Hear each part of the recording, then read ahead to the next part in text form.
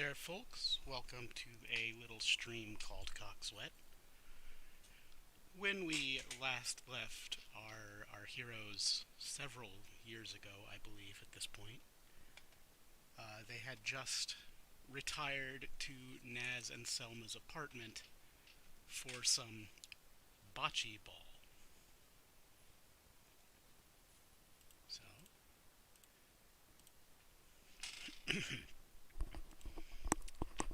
also, unfortunately, I don't remember the voices I was doing, so we'll see where we get. Whack. Let me make sure. Yeah. Naz says, "Ha ha ha!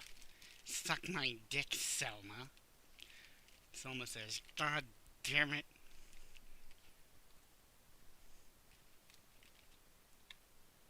2 hours have passed since Selma and Naz returned with the snacks. Apparently, when they said bocce tournament, they meant bocce tournament. You are sleepy and bored, and about the last thing you want to do is play bocce. So far, no one else has showed up yet, but the event has only just now officially started.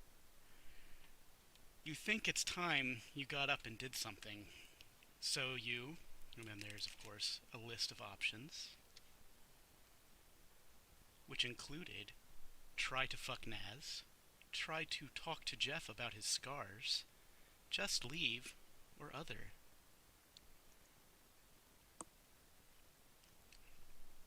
And you choose. So, Jeff, right? And Jeff says, "Yeah." You lower your voice, seeing that the match between Selma and Naz has grown rather heated. "Can I talk to you?" And Jeff says, "I mean, we're talking right now." And you say, "I mean alone, in the bedroom or something?" And Jeff pauses for a while and says, "Yeah, definitely." You sneak out of the living room and down the short hallway to one of the two bedrooms in the unit. Even these apartments look kind of antiquated, but not run down from use. "I wanted to ask you about the scars that you showed me." And Jeff says, "Oh, you wouldn't believe me if I told you what happened." And you say, "I think you would be surprised." And Jeff says, "Well, honestly, I don't really remember much about what happened. It was very surreal, and sometimes I'm not sure if it happened at all. Do you know what I mean?" He sighs and wrings his hands a bit. "It was about a year ago." "Oh, it was about a year ago. I was walking down by the tracks north of town." You say, "Were you trying to leave?" Jeff says, "No, I thought some walking would, you know, tone up my glutes a little bit. Sometimes I go out running with Layla, but she stayed home. That woman is an Amazon. I can barely keep up with her, man. Anyway, there was someone out there. It was raining, and I didn't have my glasses on, so I didn't get a great look. He was wearing a," and you interject, "a white sheet?" It says, "Yeah, like literally a Scooby-Doo-ass ghost, man. But I could tell underneath that he was some kind of bird. He asked me why I had rejected the grace of God or something like that, and that's all I remember." You break into a cold sweat. Jeff says, "Something scared the guy away, and I woke up bleeding a little bit from my side. Otherwise, I was pretty much fine." You say, "I had a kind of similar experience, but it was Davy who scared it away." Jeff says, "The farmer?" And you say, "Yeah, that's where I was when it happened. That's how I got, hurt." Like you said, I'm pretty much fine otherwise. You feel someone watching you, so you turn around. And someone says, "Hi. Just pretend I'm not here, if you were going to. You say, we're not going to do anything. I just wanted to talk to Jeff about something. Weren't you just playing bocce? Someone says, yeah, and it was a ridiculous upset. I won, and Naz has to do my laundry all next week. And Jeff says, brutal. It looks like you'll have to catch Jeff alone some other time. You definitely want as much information as you can on the bizarre anomaly in the woods. And Selma says, so, what do you want to do? Sorry this has been so lame. It's never really that great.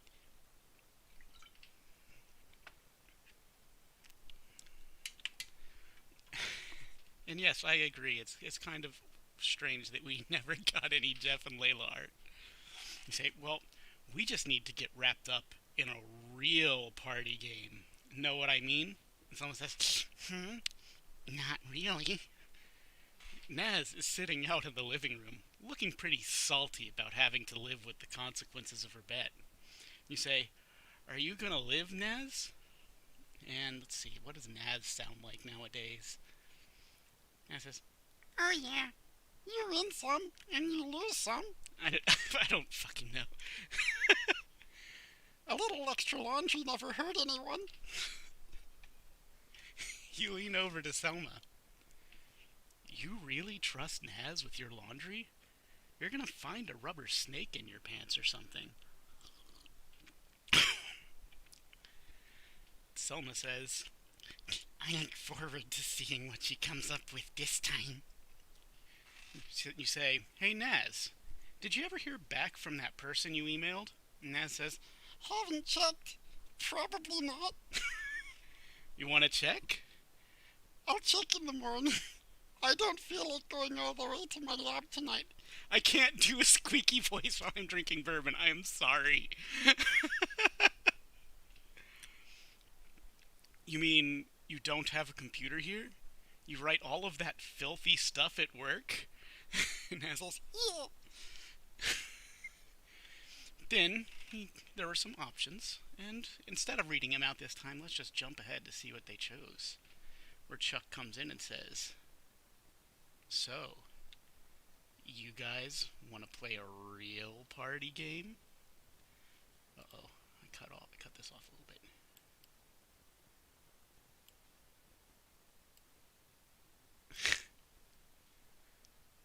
There we go. So, you guys want to play a real party game? And all three of them look at you at once. And Naz says, what kind of game?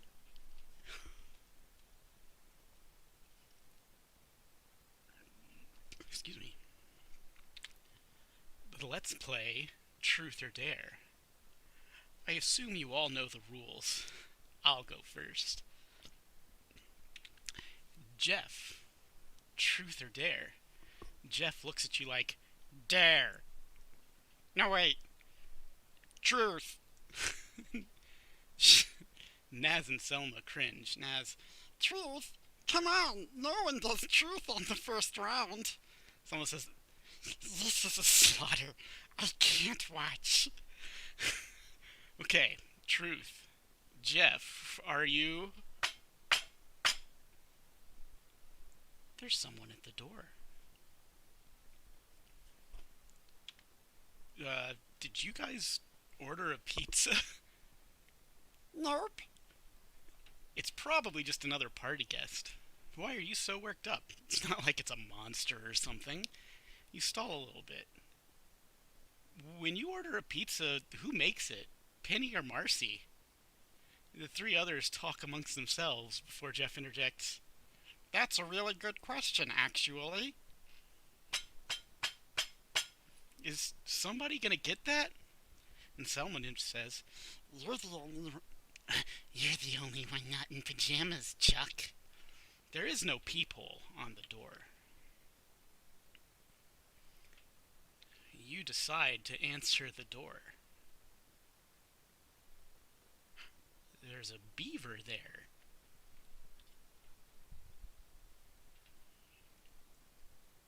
You say, oh, hey Lisa, what's the password?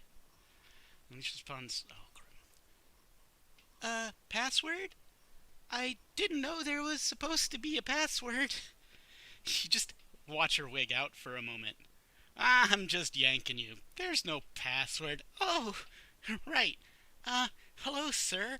I received notice that there is a social event tonight at this residence, and I wish to attend. You say, splendid, my good lady. Shall I alert the servants of your arrival? Uh, uh, uh. She flips through a few more pages, and you laugh at her. You say, alright, Lisa, truth or dare? Jeff looks highly relieved. You say, don't worry, you'll get yours soon enough, Jeff. Lisa sits down on the couch, but only after she is invited to. Oh, I probably shouldn't, sir. What kind of party is this anyway? So, a fun party with bocce. Are there gonna be any, adult situations?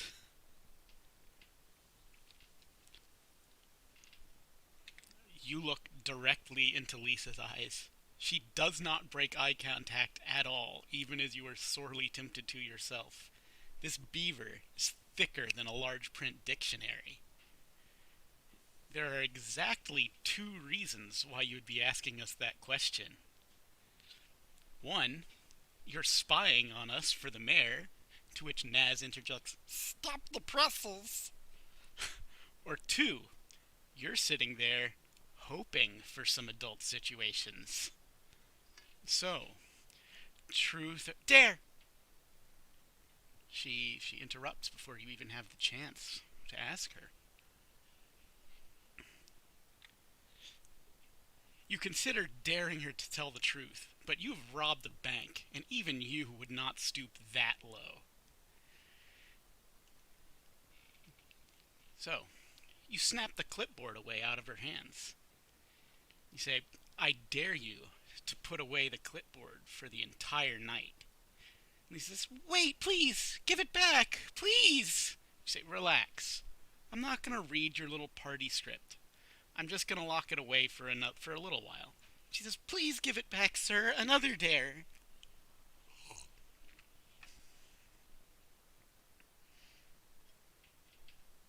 So let's scroll.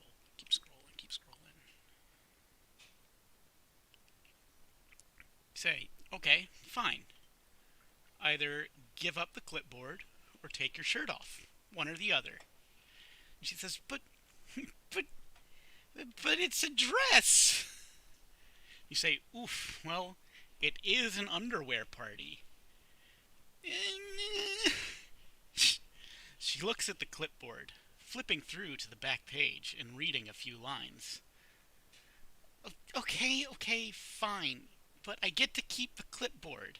You say, a deal's a deal. I won't go back on it. Lisa takes a deep breath. Can I do it in the bathroom? You look at Naz, Selma, and Jeff, who all nod after some counsel. Naz says, second door on the left, down the hall. Lisa goes there briefly, taking the clipboard with her. She walks out a few moments later. Lisa says, please don't look at me, please. This is humiliating enough. You say, hell, that's not what I wanted out of this dare. And Lisa says, how could that not be what you want? You say, by the end of the night, I want you to be completely comfortable. Think you can do that? No, sir. Some alcohol would make this so much easier. Good thing I've got some. This was basically the reason alcoholic drinks were invented. Naz says, you sure? Because if I had tits like that, I'd be naked all the time. Someone says, right? I'm glad someone said it. And Jeff says, ditto. You take a moment to read the room to formulate your strategy. Dares from Lisa, for sure. You wouldn't take a dare from Naz if your life depended on it. So, truth from her. Jeff and Selma are more or less wild cards. Tough game.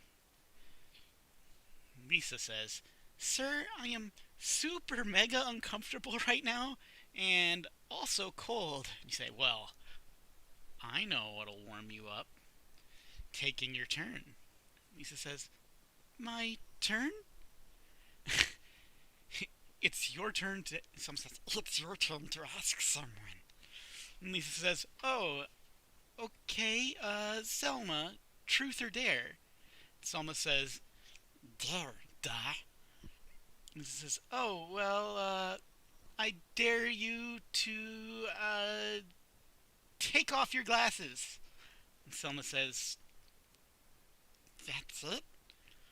You're not gonna make me shave an arm or anything? Lisa says, nope, just the glasses. Selma says, wow, you're easy. Alright, here goes. And Selma takes off her glasses.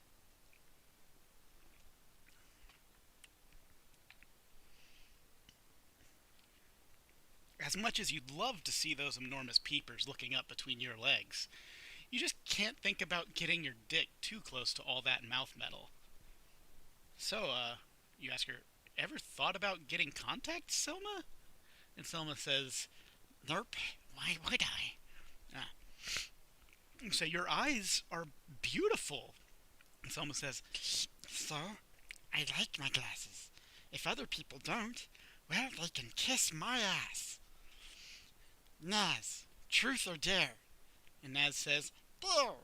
And Selma says, okay, I dare you to take off your glasses for the rest of the game.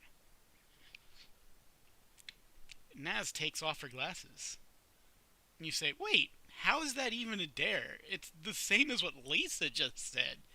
Someone says, because, unlike me, Naz can't see anything without her glasses. Naz says, Selma, can you see this just fine?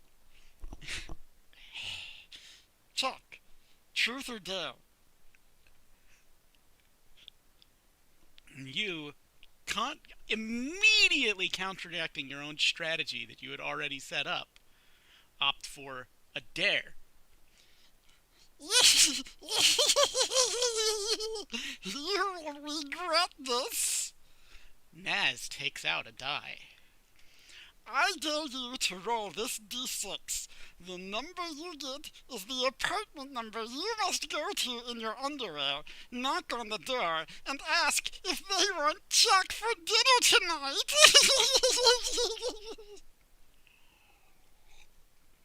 Selma and Jeff wail, and Lisa gasps.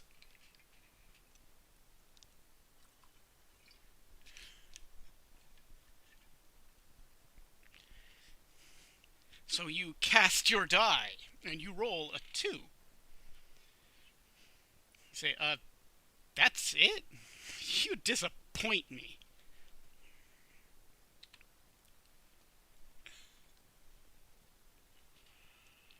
And it's Angela's apartment. Select a witness, and you have to choose who's going to be your witness for your dare. And you choose Lisa. Come with me. You're gonna witness this excellence. I need more fucking whiskey for this shit.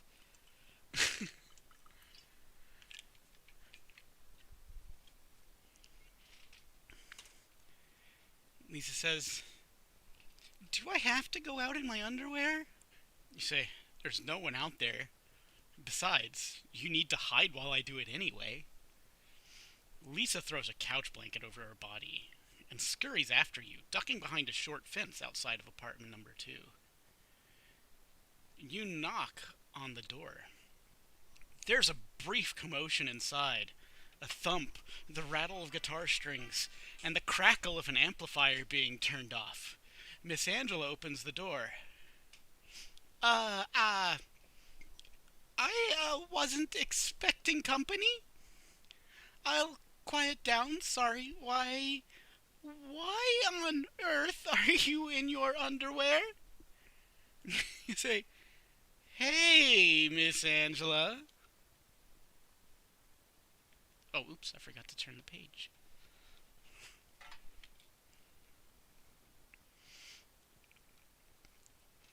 You sound like you've worked up quite an appetite. How'd you like a cut of all-American chuck steak? And he says, what? What? Are, are, are you really? You waggle your eyebrows really hard, cramping your forehead muscles. You've pretty much fulfilled the dare now. You say, every rock star needs a groupie, right? And Angela says, that's awfully forward of you. She fans her face and looks around outside the door. She doesn't see Lisa hiding behind the fence. I suppose you could come in, if you want. My apartment's a little bit messy, though.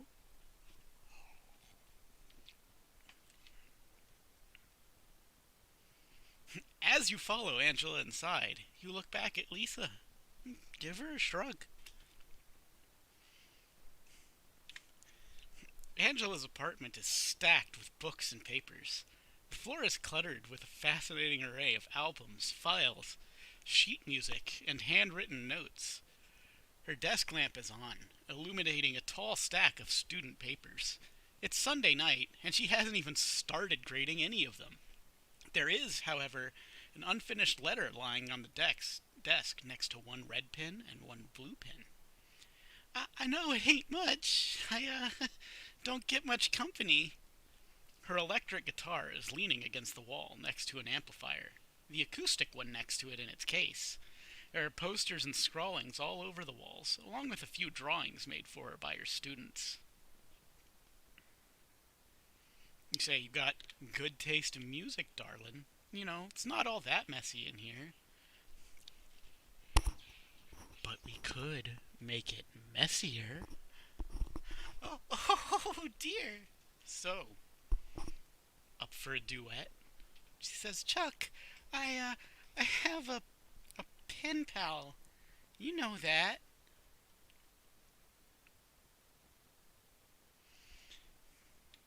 You say, and how many times exactly has your pen pal come to visit you in the evening?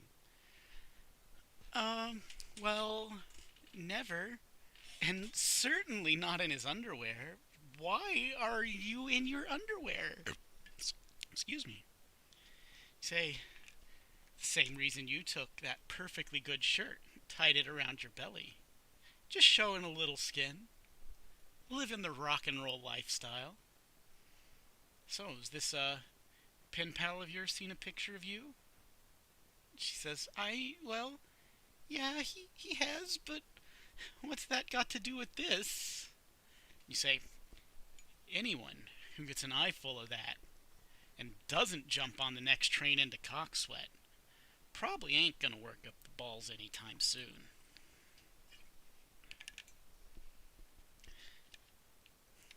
Angela blushes deeply and starts laughing. oh, oh, oh my gosh! Oh, I can't believe you just said that!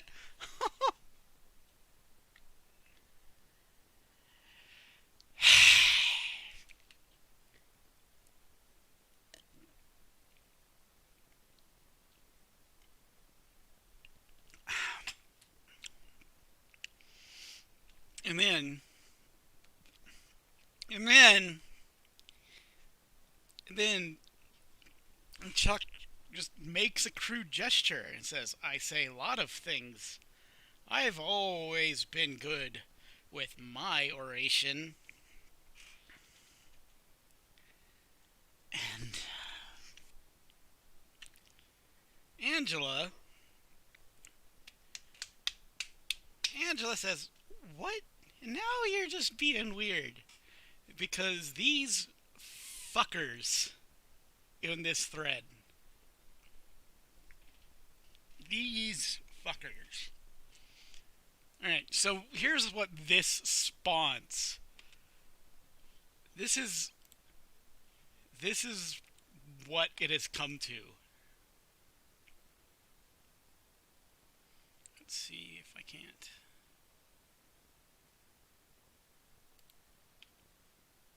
Da, da, da, da, da.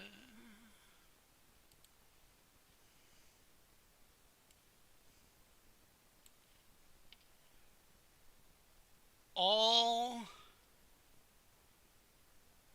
of this shit of these unbelievable cretins sitting here coming on to this website and suggesting that this woman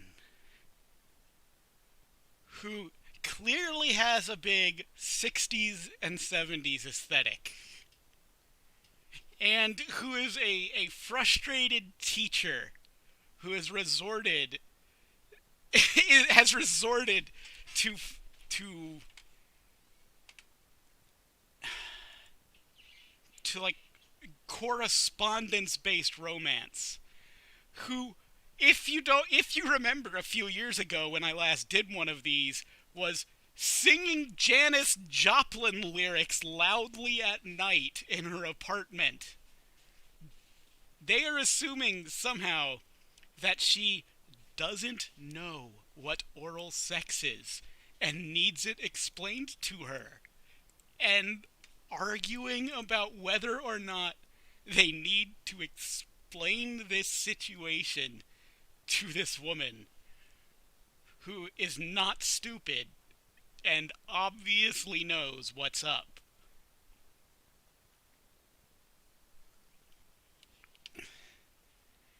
And after this foul play, all of that nonsense had to be disregarded, and we can continue after this. Oops.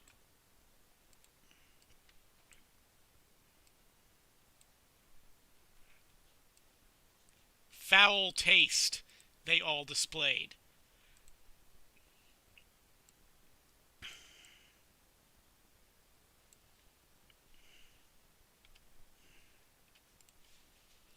So, if you don't mind, I'm the one who's doing this stream, Tengu. I can have whatever feelings I want. I'm the one with the platform. Oh, this is not actually in the right spot. Oh no. Oh no.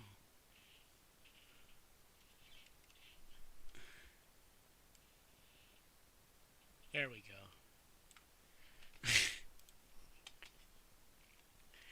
You don't feel the need to explain the gesture to her. Everything about her outfit and taste in music suggests that she's been around the block. And you say, I can't help it, babe. Seeing a free-loving rock and roll chick like you in a dull town like this just gives me the shivers. And it says, well, I'm not exactly like that anymore. I guess so, Finner. I guess your comment got muted because of swearing. Don't swear. You need to be polite. Oh, that's right. YouTube will automatically mute you if you swear. That's right. That's a thing in the streaming now. I forgot about that. That's just part of the new way. So yeah, if you want your comments to be there, you need to not swear. Finner, that pony stuff is the way that tailhole.com is meant to be read.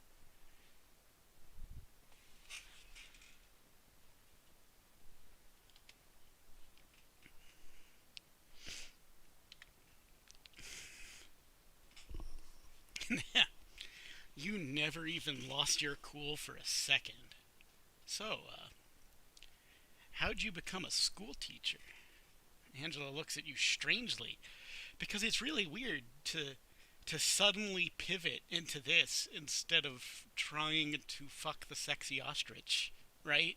Like, that's a weird thing to do, all of a sudden. And Angela just looks at you strangely. You say, I'm just curious. Angela says, I wanted to be a rock star. Seems like everyone did back then. I just couldn't really see myself leaving Coxwette, and of course there aren't even lounges to sing in here. Those dreams just sorta got quieter, and I've settled down. You say, is that why you dress up? Angela says, well, I makes me feel like I never really lost anything, I guess. It's hard to feel that way around here sometimes. You ask her, why didn't you just leave Coxsweat? Angela says, I don't know, you get attached to the place you grew up in, you know? You take her a moment to remember that not everyone had a shitty home life growing up, so you decide to lie. Yeah. Plus, the kids, I just fell in love with teaching. I couldn't help it. I never thought that after all that rebellion, I'd grow up to be so uncool. You say, I don't think so. Uncool people kinda just don't get that feeling you're getting. You say, plus, you're really kinda rocking the fuck out of those bell bottoms. And Angela says, oh, you think so? You say, I wouldn't if I didn't see it with my own two eyes. You're definitely making my rockin' world go round. You give her a playful pinch, and she straightens up with a giggle bordering on involuntary. Chuck, you devil! She looks back down at you, then at the letter on her desk, and that youthful look in her eyes fades, and she sighs. It's not a sad sigh. It's a tired one. I should probably finish grading papers, work tomorrow and all. I suppose I'll see you with my macaroons, right?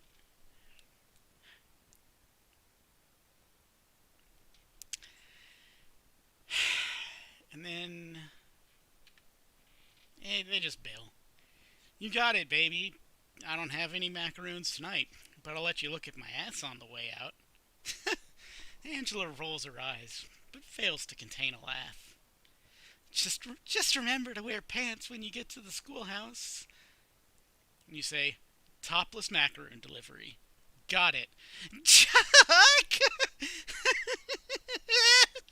She has a crazy, stressed out laugh, but you hope laughing more will help her. Even dressed up in her 1969 getup, you can tell she's high-strung from a mile away. For now, you head back to her truth or dare game. Like a coward.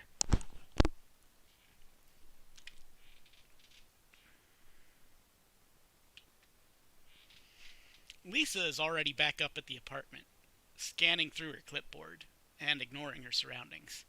Naz says, look what the cat dragged in. Himself! Someone says, what took you so long? Lisa said you went inside with Angela. Details now, okay? Jeff says, oh, and it's your turn again. Oh, I forgot to do this. Oh, and it's your turn again?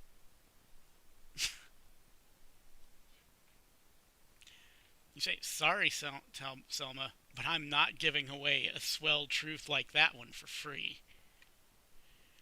Someone says, yeah, I guess I wouldn't either. You say, Jeff, truth or dare?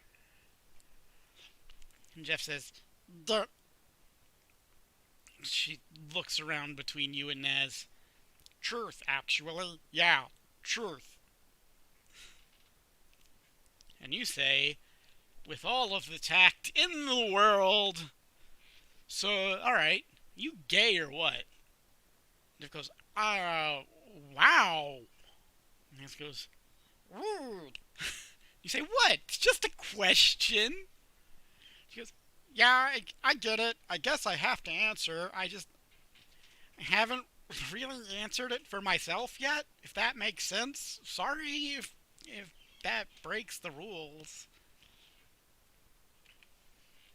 And you say, nah, man, I just wanted to make sure since you didn't get any of these beautiful ladies naked by the time I got back. And I says, you wish, Chuck. And you say, you bet I do. Your turn, Jeff. Jeff says, okay, Okay, Selma. No, I chose Selma last time. So it says too late, faggot. Oh, shit. Oops. Bad slurs. I'm gonna have to drink for that one. Oh, fine. Truth or dare? Selma says, dare. And it says, I dare you to, sit on Naz's lap, I guess. Selma says, lame, but okay. Selma scoots across the carpet, settle in Naz's lap. Your tail is way too huge for this. Selma says, deal with it. Selma says, Chuck, truth or dare?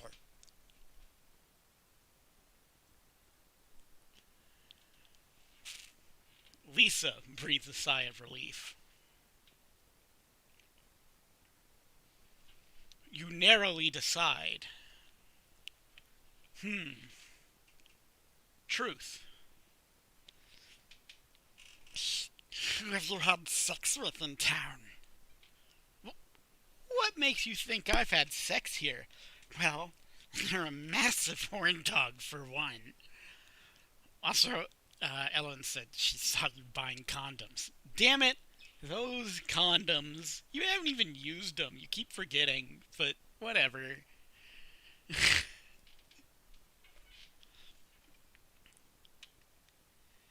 You can't just say eligible bachelorettes, obviously, because that's not what she asked.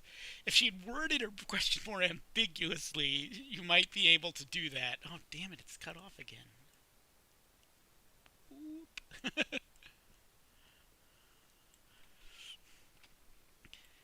You might have been able to do that, but she is not fucking around with her wording.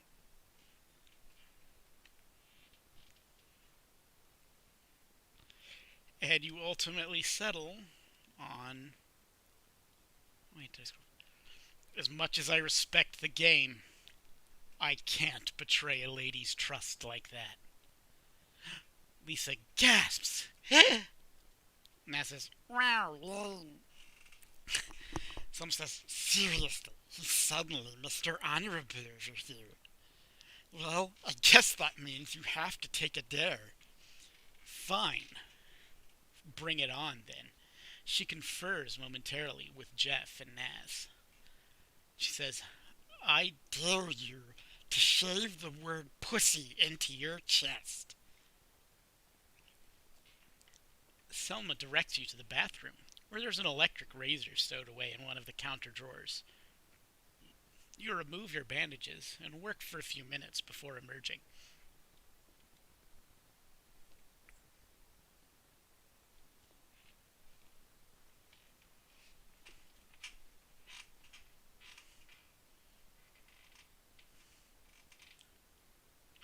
Oh, shit! Oh, shit! He actually did it! Naz can't see it, but the reactions from Selma and Jeff are enough to get her excited.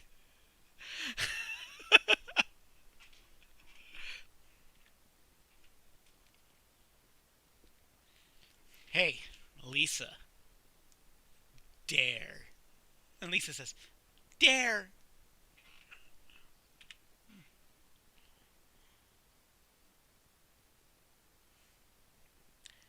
And you say,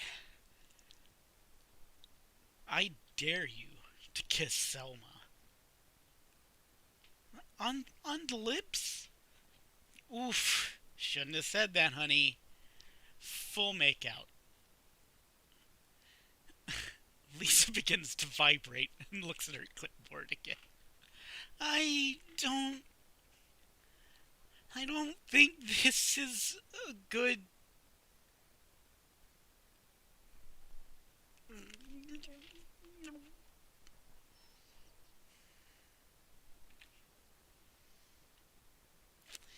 Yes! Yes, this is Truth or Dare! Nice play, ladies! Oh gosh!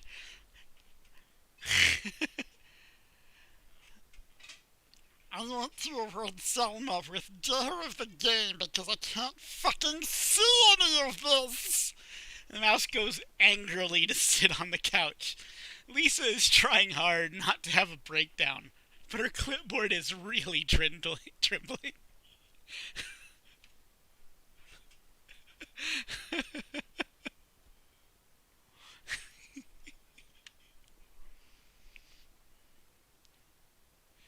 But you feel a sensation of being watched from behind. You look out the window. You jump, startled at the sight of someone standing there behind the glass. You turn your head back to the others in an instant. Jeff, did you call a Batman themed stripper? What? Nah, man. He looks up. Who is that?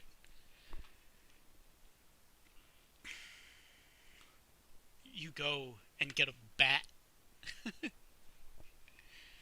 Lisa and Selma, sensing tension, stop kissing and look towards the window because they just kept going. Why not? Lisa starts to shake, and you look for the phone to call the police. Is there someone out there?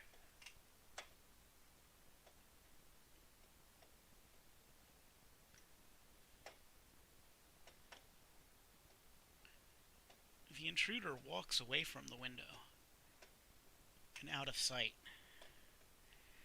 You and some others follow the sound of footsteps with your eyes. It walks down the stairs and into the courtyard. You can no longer hear the footsteps.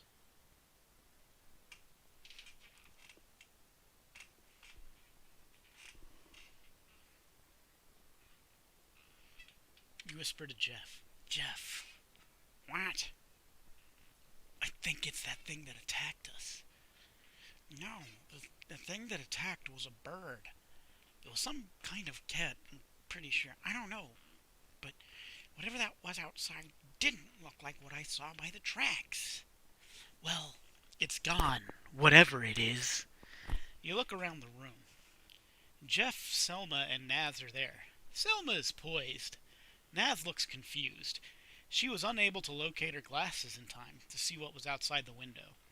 You could call the police, but you don't really want to leave the apartment at the moment. It seems like something that someone would do in a horror movie.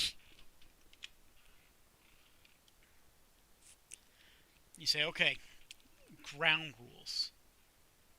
No splitting up, but if we have to split up, no opposite sex pairings. No having... You stop yourself. Scratch your arm. Like, alright, okay, no, look, bar the windows, lock the door, and close all the curtains. And you say, wait, actually, where's Lisa? Ness says, I don't know. I didn't see her leave. Jeff and Selma look at one another and shrug. You do a very fast search of the apartment. The bathroom is empty, but you find Lisa sitting alone on the bed in Jeff's bedroom, just like everyone else in Jeff's bed, alone. Rifling through her clipboard notes, she's crying. You notice, obviously, that there's something up with her eyes. You say, and of course you ask her, Lisa, is there any push-up going on, or is that like all boob?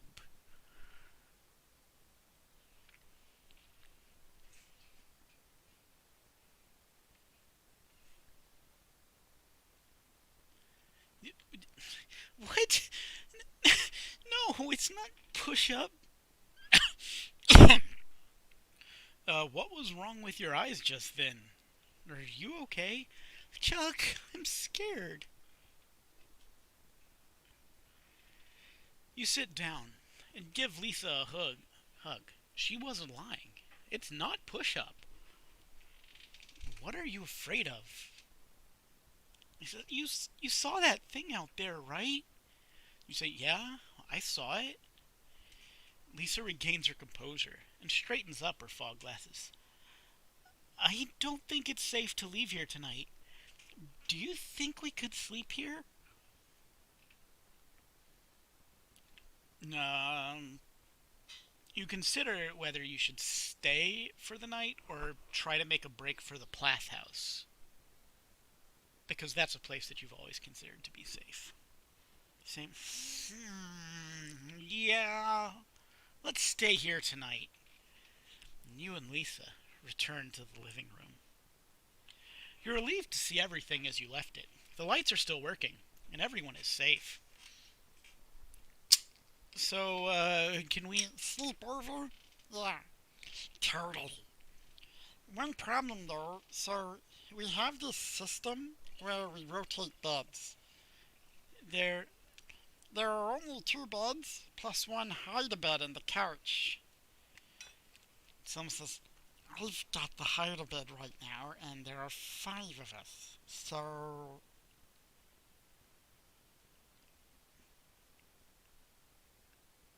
Wait. The first suggestion in response to this post is just B. Like it just says B, like just the letter B. Like that's confusing to me, and I don't like it. I should delete that post. I could do that. I have the strength. But I won't. I won't do that. I'm too I have too much integrity. You help the ladies to haul both mattresses out into the living room so that you can all sleep together in a big pile. And it's your very first sleepover. Oh, they're so cute.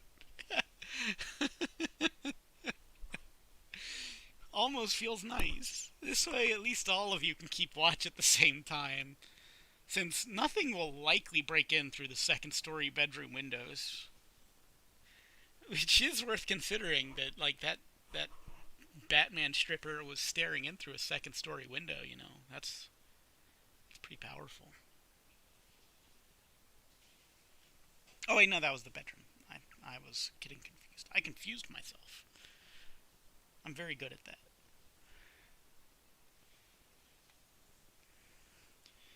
Here's a quick layout of the house showing where all the mattresses are, where the bathroom is, the fogged window in the bathroom, the storage, the table, all that stuff. So you've got your watches covered here. You think about if Lisa decided to bite you, but with those big beaver teeth, you'd probably be pretty. Why would Lisa bite you? She's not a vampire. Susanna is a vampire. Your neck is free of holes, but your chest has been touched by 100% breast. You've pretty much seen the whole apartment at this point. It's spacious but simple. Two bedrooms, Jeff's being slightly larger of the two. Naz sleeps on a twin bed in a room filled with weird nerd shit.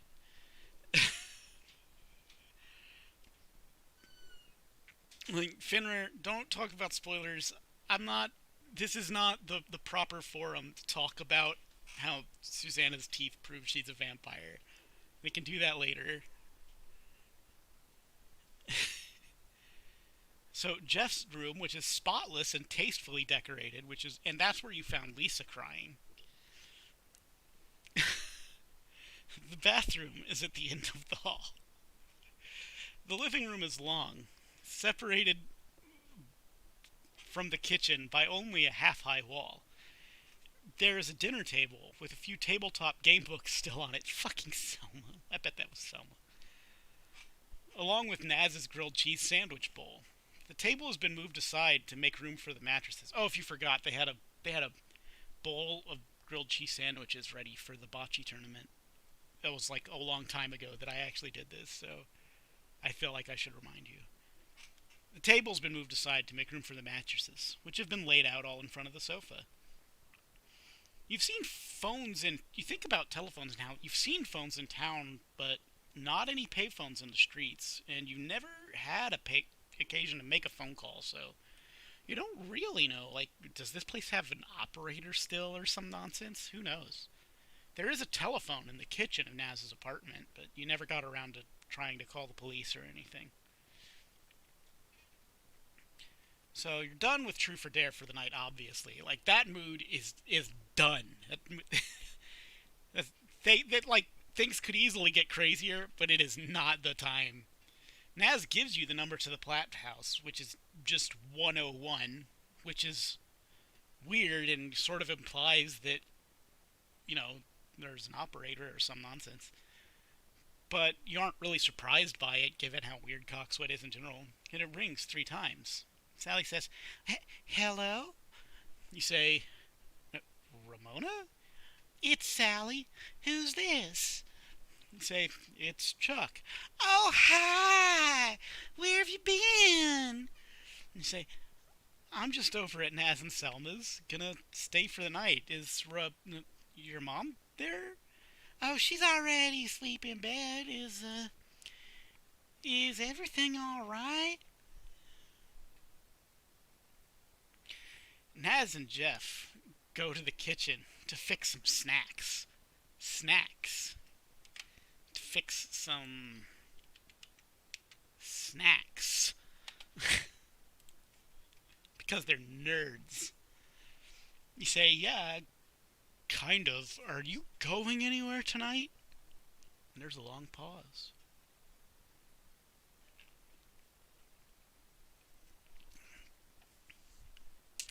"No, no, I'm not. Why?"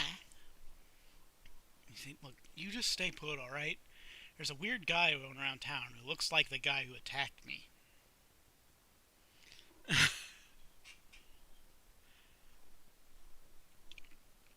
And there's another long pause. "Why don't you call the police?" You say, "I might. I don't know. I don't know if I trust. I might.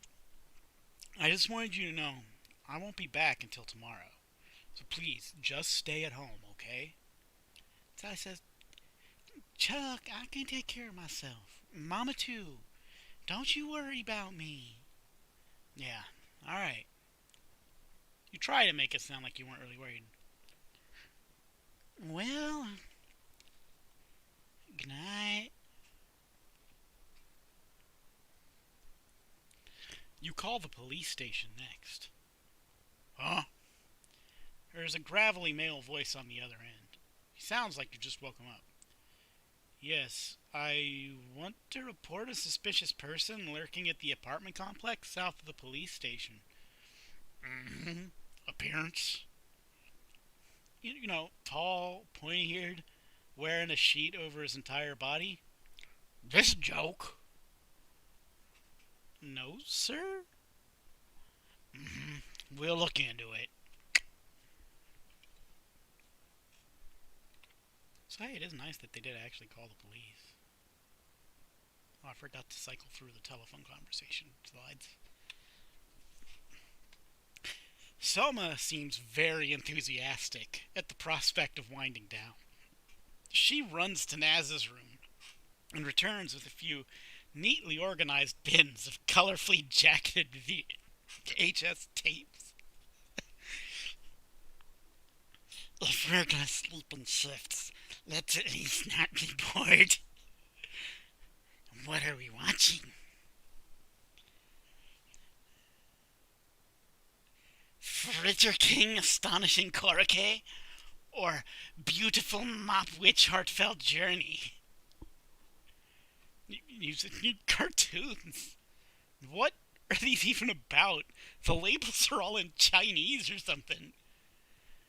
Come on! I know you've at least seen Fritter King. No, I've never even heard of it. Wait, are you? She trembles and she alerts and asks, like, "Are you sure he hasn't even seen Fritter King?" Oh wait, no, sorry. She trembles and alerts Naz, and Naz says that. Wait, are you sure he hasn't seen Fritter King? He hasn't. I just asked him. That's nuts! Okay, so Fritter King is about this guy who has 11 of the 12 ingredients of the words greatest buckwheat fritter because his grandfather died before he could tell him. So he has to travel the world looking for the last ingredient and has to fight off this evil fritter corporation. And there is this demon that appears. Oh, okay, you just have to watch it. Mopwit is about a girl who always wanted to be an actress, but ended up as a janitor at a big film studio. And she finds this magic mop that gives her the power to transform into anyone she wants for 4 hours at a time. And she falls in love with this Africa by turning into a beautiful actress, but then loses her mop and has to find it again so that she can. You get the idea.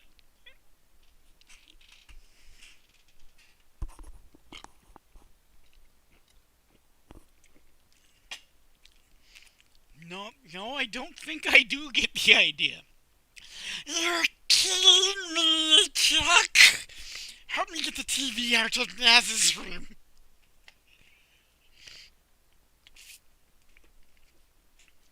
Selma puts in Fritter King, which everyone sits down to watch for a while. Sleep is not coming into anyone easily after what they just saw.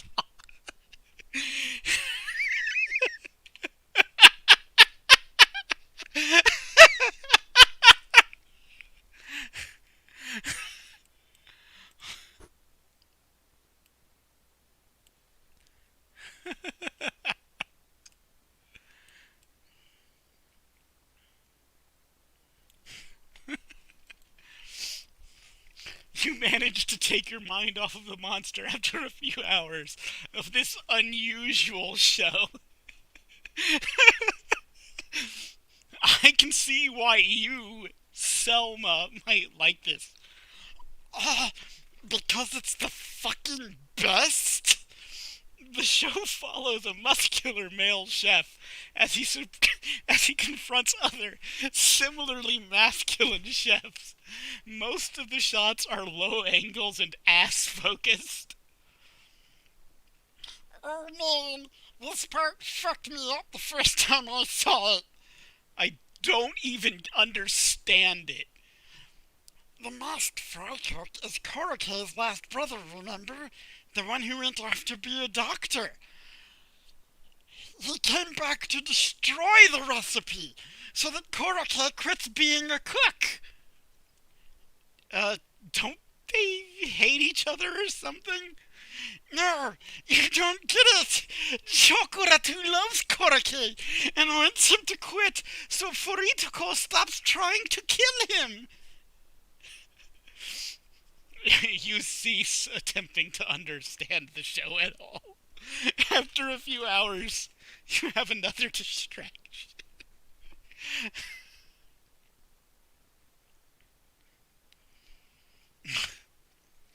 You decide to pet the mouse and rest your hand on her head. Her ear pops out of the blanket. She stretches her arms in front of her, apparently waking up from having just fallen asleep. You look out over the mattress to see that Jeff and Lisa have dozed off next to one another. And Selma is wide awake, watching Fritter King astonishing Koroke. You stroke Naz's remarkably prestigious ear, whispering some meaningless sounds to her.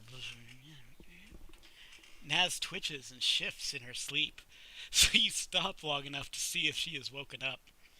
There's nothing to be done about your erection, which is actually present from the very start.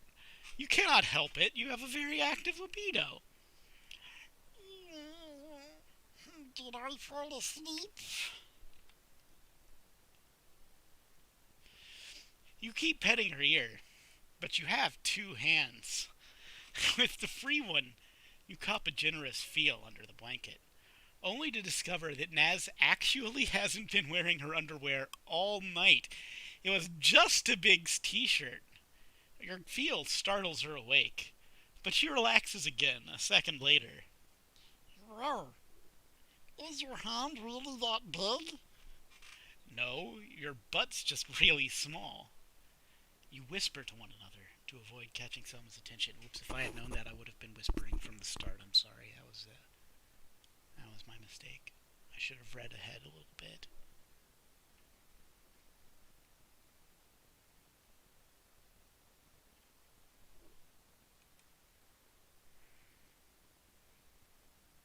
Oh, I missed some. I missed some posts here. Oh no, I don't have. There's image missing, guys. Image missing, guys. So there's. I'll describe the image. Chuck is sitting on the couch. He is he is mopping his brow with a cloth that he has produced from somewhere. Perhaps perhaps it is Naz's discarded undergarments with which he is mopping the fop sweat off of his brow. As he thinks about how there's a spot right above the base of the tail that cats have that they really like having scratched. And that maybe that also applies to mice. He starts lewdly rubbing it, and Naz stirs. You're not really one to go straight into butt stuff without any kind of prior arrangement and consent, which is really just responsible behavior. Please, guys, don't just try to stick something in somebody's butt, not even a finger. Say, I have come to destroy it, as I suppose you rub her butthole. I guess that's the intention. Naz titters. You really were paying attention, huh? Say, no, not really. In this image, Naz is stretched out across Chuck's lap, with her arms sticking forward, and a little grin on her face as Chuck rubs her head and presumably tickles her butthole. I'm assuming that's what's going on here, just because it makes sense. You start to drill your way in. It's like trying to jam your finger into a closed fist. This is a problem. You go at it a little bit rougher, which Naz really seems to enjoy. She covers her mouth to keep from squeaking, as Selma doesn't appear to have any plans on sleeping anytime soon.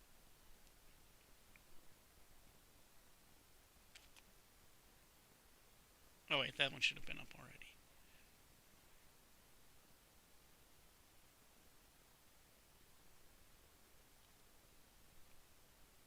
Wait.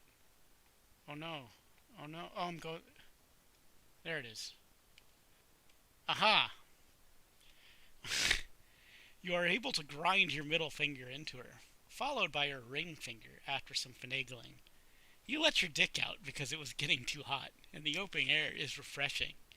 Naz is there also, so you prod her cheek with it 4 times in a row.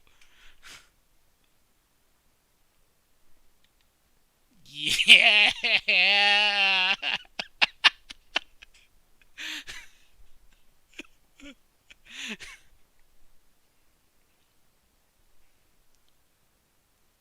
Is, is that a blowjob right here?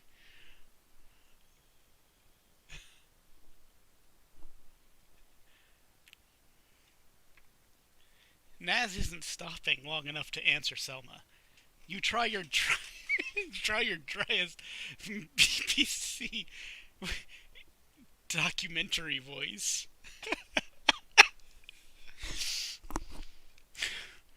The northern woodland squirrel's keen hearing aids her in locating nuts.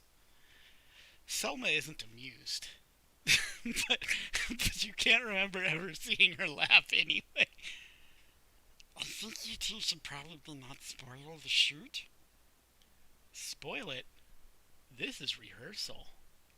Oh, you say that, by the way. You're talking. That's not just a description. Besides, we're going to need some serious lube if you expect me to squeeze into this. You lift your hand to spank Naz, but stop just in time to avoid waking up Lisa and Jeff. Selma quivers. Do you talk like that all the time? What are you talking about? Not Southern? No, I mean all rude. Oh, shit. Sorry, I'm being creepy, I bet. This is like my biggest fantasy. Oh my god. You keep your voice low and relaxed, never taking your mouth too far from Naz's ears. She's taking it slow. Oh, of course, this is just how I talk. How do you think I score all this head? That's good. That's really good for the porno. After a few minutes, you mouth push her down and gesture towards Naz's forehead with your hand. Selma shakes her head, looking at her hand. I don't like to interfere. It's not really my style. Just pretend I'm not here.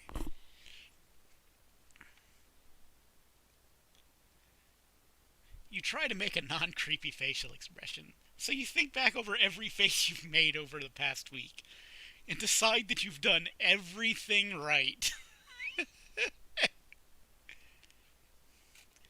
You sling Naz over your shoulder as quietly as you can, which isn't hard since she only weighs about 95 pounds. Eee! It's the girliest sound you think you have heard Naz make yet, and she covers her mouth when you give her a look. Shut up! You startled me. And if you bash my head on anything, I will bite your dick. You head for Jeff's bedroom, since it's the furthest from the living room, and Selma tiptoes behind. Now is the time for you to choose, what are you going to do on the bed, or maybe on the floor, or in the closet, or outside, or in the street. Who knows? Anything could happen.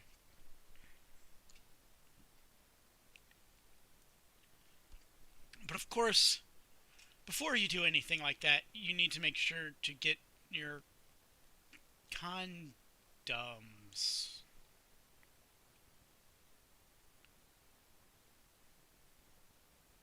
Which are in your room. They're in your room at the Plath House. You don't have them with you. They're gone. They're not here. There's no help for you there. Oopsie doops. You made a little whoopsie doopsie, a big mistake. How unfortunate for you. You drop down on the bed, which makes a little more noise than you hoped it would. Arranging Naz opposite you is simple enough, as is squeezing her butt up against your face. If you had gone to college, you probably would have eventually changed your major to motorboating ass after 2 unsuccessful semesters of undergraduate law. This is what you live for. Since you are so much taller than Naz, she has a hard time reaching your groin, but you're able to crook her back enough for her to lip the tip of your dick, so you can't complain. I had actually thought about doing that instead of every time I said something inappropriate, but what the fuck, this isn't monetized anyway. It isn't the most uncomfortable position, but you've always liked that about sex. Sometimes it hurts, but like in a thrilling way. You won't have to explain that to Naz once you take a shot at her. Seriously, you're practically having a hard time getting your tongue in there. Selma sits at bedside, remarkably quiet. The room is a soft rustle of sighs and smooches with no signs of ghouls or Mickey monsters. Ghouls! Oh no! You almost feel bad for Selma, but remind yourself again and again that watching is her jam.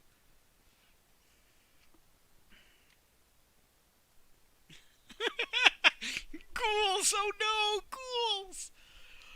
Whoosh! What? Sorry, that doesn't say whoosh. It says. Oh my god, dude. I can't concentrate if you're going to lick me there. Naz is the worst. The fucking worst, guys.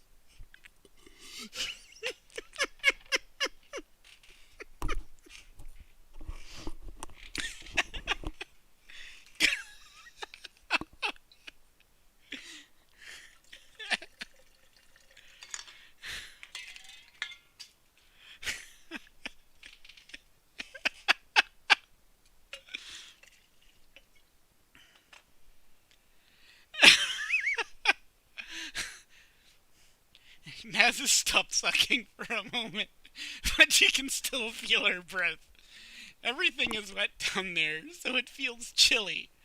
Fuck! Marry me! Her cool demeanor has melted into a series of quiet but awkward moans.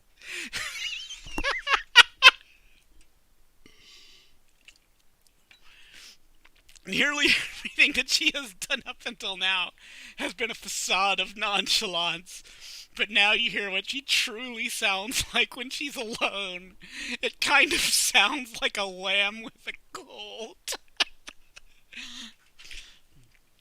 Naz jerks her hip back and forth in an effort to grind herself further into the feel-good zone. Her toes curling against the side of the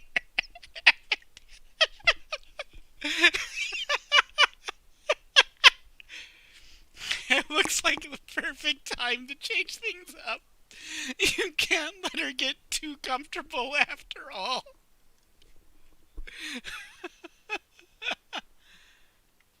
Oh no! Oh no, there's a missing image again. This one's not my fault. I actually knew this one was missing. The person when I did okay, so because it's been so long, when I was first planning to do this, when I was first planning to do this, I had a shattered wrist. It was in pieces, so I couldn't edit any of these images myself. Like it just wasn't happening. So a friend of mine volunteered to edit them for me, and I guess she missed this one. I guess she missed this one. But it's similar. It's similar to the image that's on screen now, except that like Chuck's hand is on top of Naz's head, as though he is like pushing her down to nuzzle the animal even more vigorously. The animal that she's clearly like sniffing in that image and considering nuzzling against, as anyone would with a small fluffy creature. You're not trying to tie any complex Celtic knot bullshit, but you would like to make better use of Naz's short stature. You bunch up some pillows and blankets behind you and sit up against Jeff's headboard. Curving your spine like this makes a shorter distance between your face and her groin, and the inside of Naz's mouth is instantaneous and wait. No, that's not me reading it wrong. The inside of Naz's mouth is instantaneous and gratifying. It becomes evident you found the sweet spot, the ideal position for this. So, you and Naz go on gainfully making out with each other's privates for a little while longer. It feels so intense and close that it's almost overstimulating. You can feel Naz's every reaction to the flicks and pushes of your own tongue and lips, magnified tenfold between your thighs. It's easy to forget where you are like this, what time it is, and how long you've been there. It barely feels like a bed anymore. Just two searing hot bodies floating in a mass of goo. Yes, Wagga, poggers indeed, sir. Poggers indeed. You're thinking about truly nothing for who knows how long. Oops, backwards. And you wish your entire life was this kind of nothing. But you're not going to last the rest of your life this way, or even win any awards for going on especially long. You start to feel that tightness, that tickle at the base of your spine.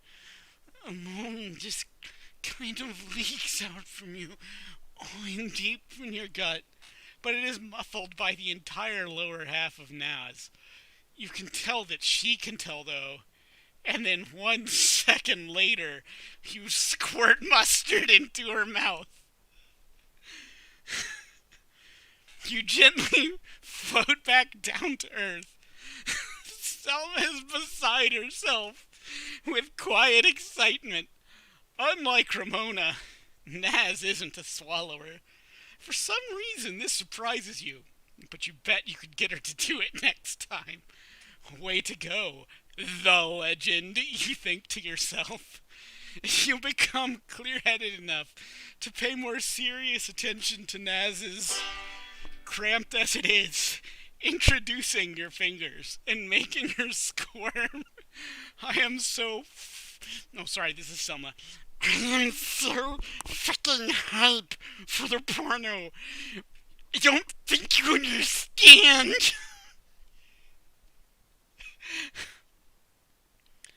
You get down on the floor and finish what you started.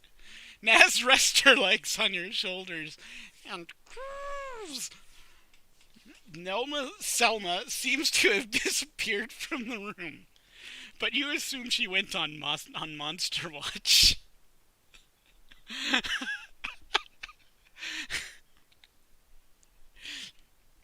So, what did you think? It was kind of. Without giving her time to finish her thought, you go for the. She shivers from deep inside and goes, kind of what? Kind of. Kind of. A prank.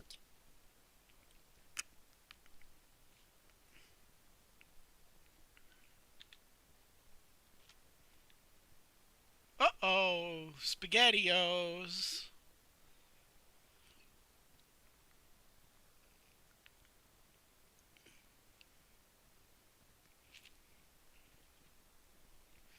Your tail isn't really strong or dexterous enough to effectively assail Selma, so you spin around and pin her to the carpet. You intend it to be innocent, but it comes out a little more testosterone-y than that. You hope you didn't frighten her.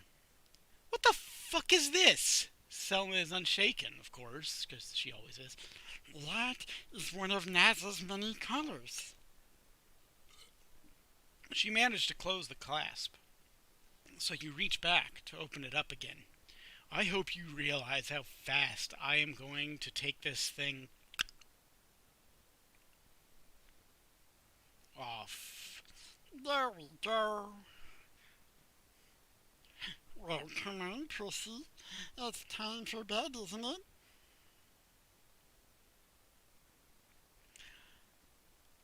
So, so, so, so remember earlier?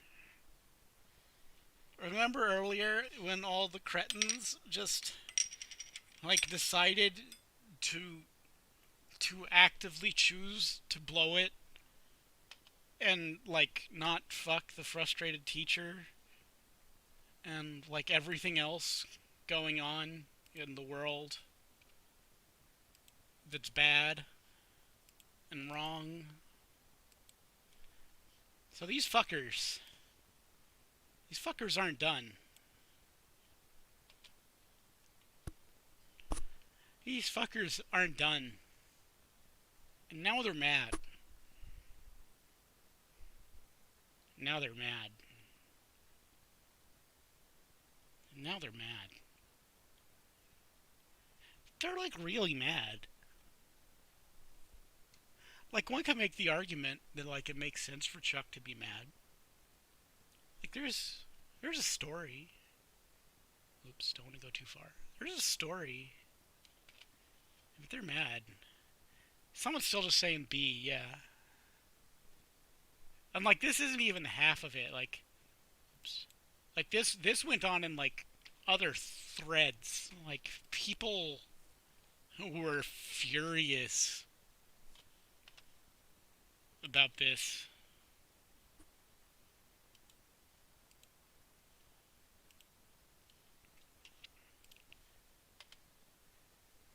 Like I think it really needs to be considered like that people were furious when you consider the response here.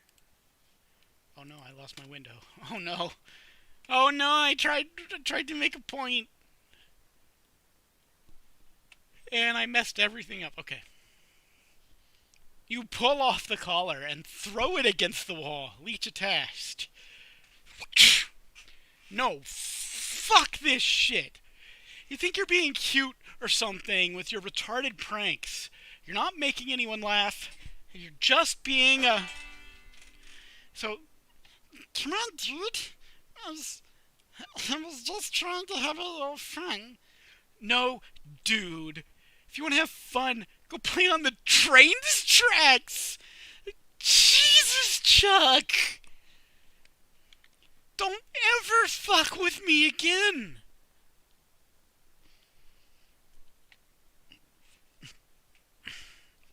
And Naz turns her back. Yeah. So, where are my glasses? Living room. I'll... Selma slips by you. Okay, well, you say, okay, well, thanks for the blowjob.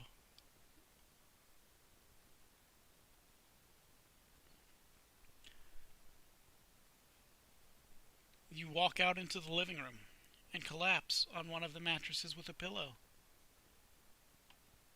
And Lisa says, Chuck, what was all that yelling? You grunt and wave your hand. What the heck? What the heck, man? Is everyone all right? Yes. Go to bed. You close your eyes and curl up, your mind swirling with clouds of anger and unease. To hell with Monster Watch, to hell with Lisa and Jeff, and to hell with Naz. As you fall asleep, your last thoughts are of the bitter smell of bourbon. It's not that bitter. I kind of like it. And just a touch of Marcy's sweet smile.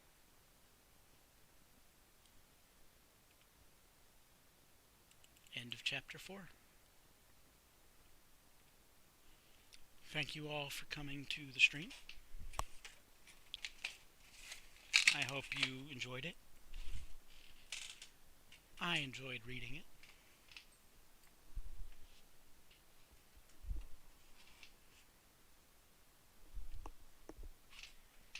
And I hope you all have a good night.